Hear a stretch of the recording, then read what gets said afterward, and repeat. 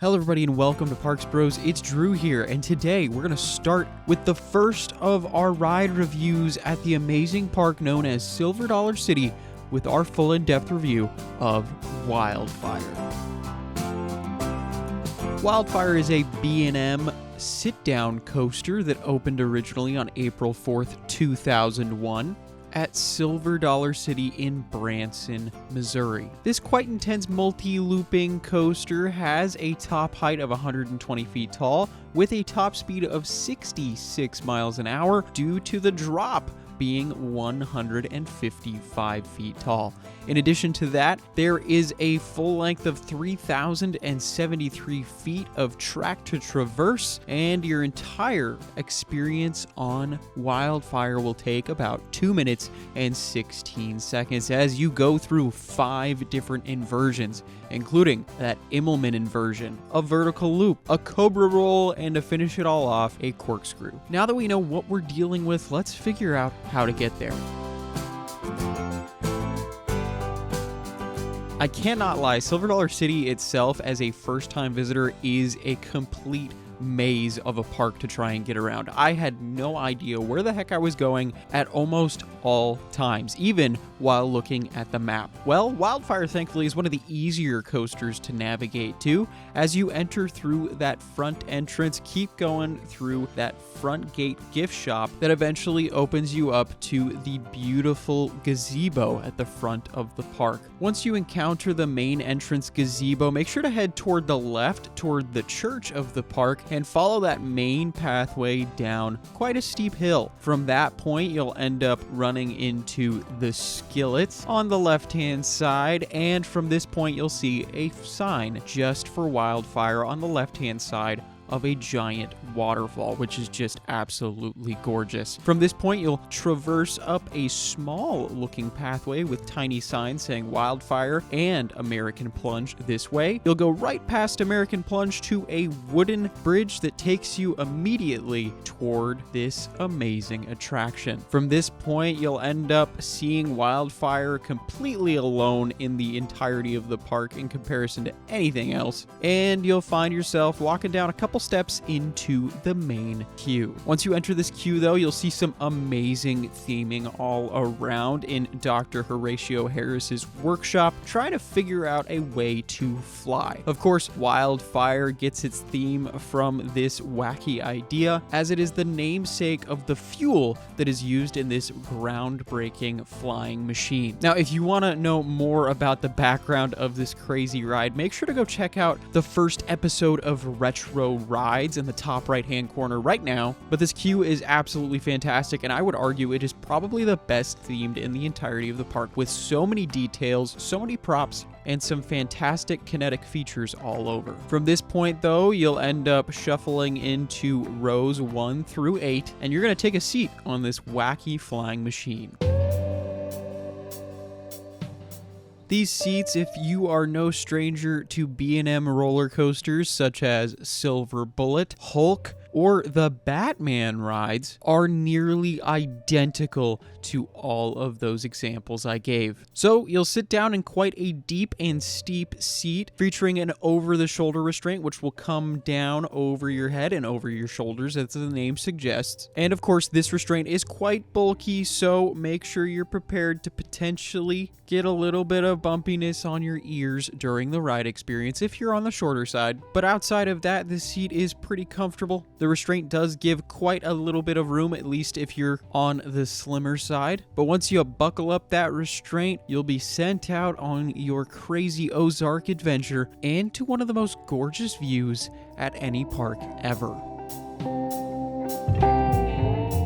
To start your experience on WildFire, you'll find yourself making a right-hand turn, dipping down underneath the exit queue as a bridge section. This pretty much acts as a brilliant gateway to the beautiful view just in front of you as you head up that ridiculously tall lift hill, especially when you compare it to the rest of the terrain all around you. You can really see that this ride is built onto the side of a cliff, and it is absolutely gorgeous with the way way it just props itself up there. Looking towards the right, you'll see other roller coasters such as Powder Keg and even Outlaw Run out in the distance, but on the left is one of the most amazing views on any coaster out there. But the cool thing about that view is as soon as you reach the top of the lift hill, you'll dip down in classic B&M fashion, but then make a left-handed turn for a straight drop, looking directly to this incredible view. This drop, especially in the back row, will give you some insane airtime, but that front is fantastic for the view, of course. But interestingly enough, by the time you hit the bottom of this drop, you're already all the way down at the ground quite quickly,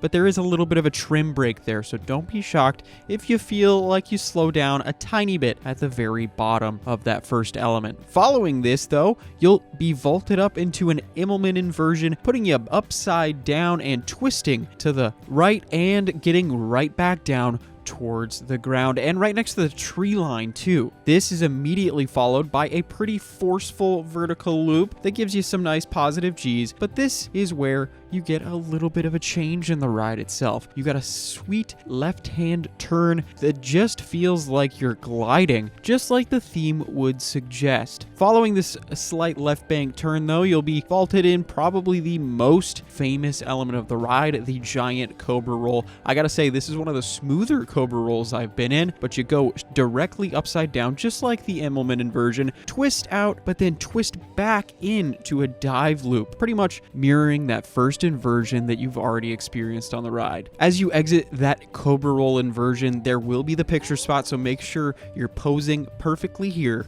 whether that's smiling, screaming, or laughing. Next, after this though, is one of my favorite moments on the ride, believe it or not, just a basic right-hand turn, but the way it moves and twists really adds to that graceful feeling, and it only makes me more excited for some bigger B&M rides out there. This transitions almost perfectly into a flat spin or a corkscrew inversion, which is of course whippy as usual, following by the final helix right next to the ground as you pop up into the brake run. Soon, you'll just slowly roll into that station again, exit to your right, and of course walk across that exit queue into the wonderful platform that gives you the perfect views of this coaster all around. This is of course where you can find your on-ride photo and purchase it there, and the building you'll walk out of is a cool souvenir shop that is incredibly well themed. But with that, your entire experience on WildFire, the B&M sit-down coaster, is officially over. This moves us on to my personal thoughts and opinions, and I gotta say, I actually really enjoyed this ride. Sure, it's not the star attraction at Silver Dollar City anymore, but man, it is a smooth and forceful experience. There's a lot of great positive G's, even some really cool airtime on that first drop especially, and of course that view. I mean, I mention that view a lot because it is really one of the standout moments of this attraction. And I can only imagine how spectacular it would look when the leaves are changing color in that autumn season. And of course, with the ride's layout, it really does feel like you're out in the wilderness. And I can definitely say from off-ride, it looks like you do that for a majority of the layout, especially from the lower parking lot. You can get a brilliant view of this ride. And I gotta say, it looks like a king on the hillside. But moving back to the ride experience itself, sure, it is a more standardized B&M layout. If you've been on other B&Ms such as Silver Bullet, Hulk, or even many of the Batman rides, a lot of this ride is going to be very similar, just a little bigger than normal. The biggest difference though for this ride compared to those is of course the size, as I mentioned, as well as that smoothness that really made this ride really re-rideable. I will say there weren't too many moments where they really stood out to me outside of some of those interesting bank turns, which I know for a ride that goes upside down quite a lot is a little weird, but all the inversions themselves are really awesome and gives you some really strong positive G-forces as you enter them, but gives you a little bit of weightlessness as you reach the apex of the loops. The only gripe that I can really think of with this ride at this point is the fact that it might be a little bit on the shorter side. I kind of wish there were maybe one or two more elements after that final helix, or even some more inversions before that final turn into the brake run. As we head into my favorite and least favorites of the ride, though, let's start with my favorite and least favorite seat. This one I can definitely say is really more subjective for sure. I personally prefer the back row on this coaster specifically, but you really can't go wrong in any row on this ride. And as we can head into my favorite and least favorite moments of the ride, personally, I gotta say that first drop, as well as some of those turning sections, are really awesome, but that Cobra roll was pretty standout. And just as much was that vertical loop. In terms of least favorite moment though, it's probably going to be the final helix, just as it is slowing down, turning up into the brake run. But overall, there really isn't a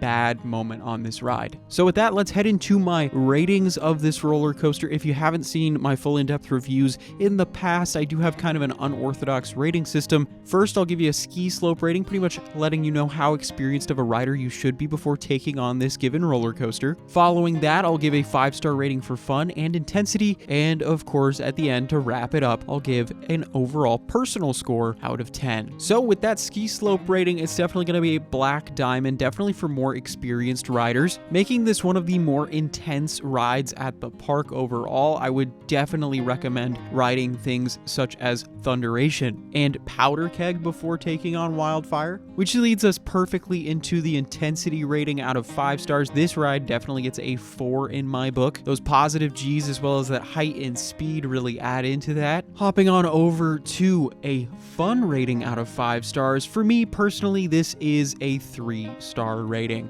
Don't get me wrong, it's definitely very fun. It just plays into the intensity role a heck of a lot more. And I'm sure for a lot of you out there, this ride definitely seems more scary than fun in the first place. That leads us perfectly into my personal score out of 10. This gets an easy 8 out of 10. One of my favorite B&M rides overall, as it really is just a perfect coaster for the park. And I would say it is the perfect supporting coaster now in the park when you compare it to something like Outlaw Run or Time Traveler, as those have in the past 10 years taken on the mantle of the main rides at Silver Dollar City. So with that though, I'll ask, what do you guys think of WildFire? I'm very curious to see what your opinions are. Do you think it's amazing?